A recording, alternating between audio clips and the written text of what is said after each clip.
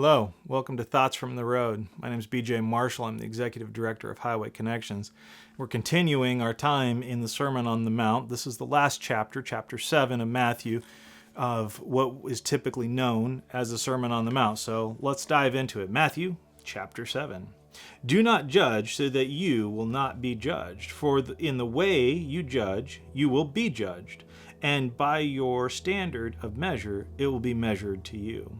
Why do you look at the speck that is in your brother's eye, but do not notice the log that is in your own eye? Or how can you say to your brother, let me take the speck out of your eye, and behold, the log is in your own eye? You hypocrite, first take the log out of your own eye, and then you will see clearly to take the speck out of your brother's eye. Do not give what is holy to dogs, and do not throw your pearls before swine, or they will trample them under their feet and turn and tear you to pieces. Ask and it will be given to you. Seek and you will find. Knock and it will be opened to you. For everyone who asks receives, and he who seeks finds, and to him who knocks it will be opened.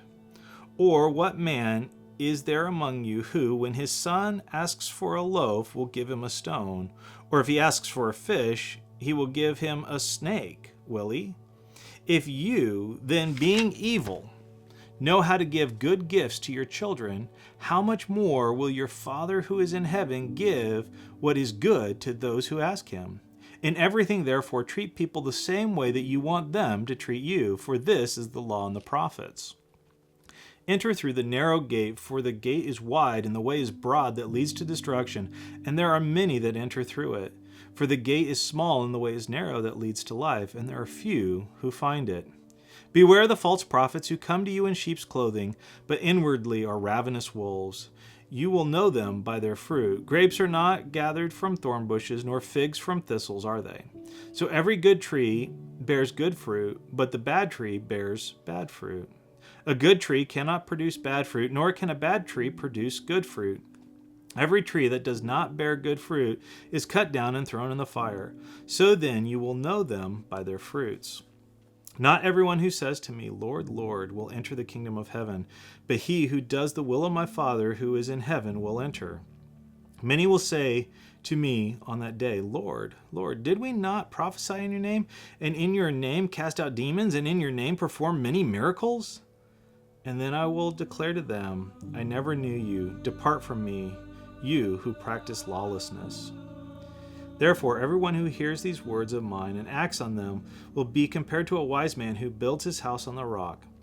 And the rains fell, and the floods came, and the winds blew and slammed against that house, and yet it did not fall, for it had been founded on the rock. Everyone who hears these words of mine and does not act on them will be like the foolish man who built his house on the sand. And the rain fell, and the floods came, and the winds blew and slammed against that house, and it fell, and great was its fall.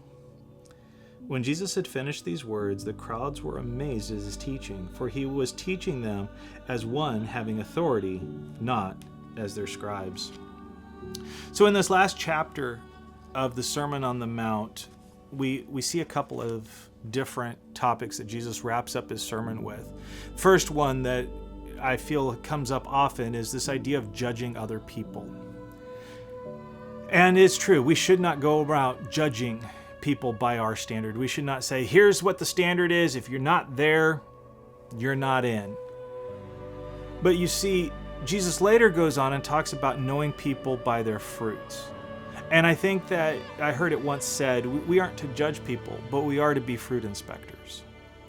Now, when we find somebody whose fruit does not match their words, should we just cast them out and say, be gone? I don't think that's what Jesus is getting at either. But I think we do need to be very careful when we hear them teach, when we hear them say what they think. If their fruit doesn't match, we need to be weary or leery of it. But I want to focus on that last story that Jesus told us in this passage, talking about the two house builders. Years ago in another life, I got the opportunity to help build a couple of houses.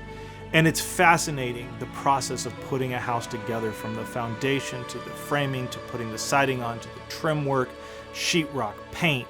It's amazing to watch a house being built.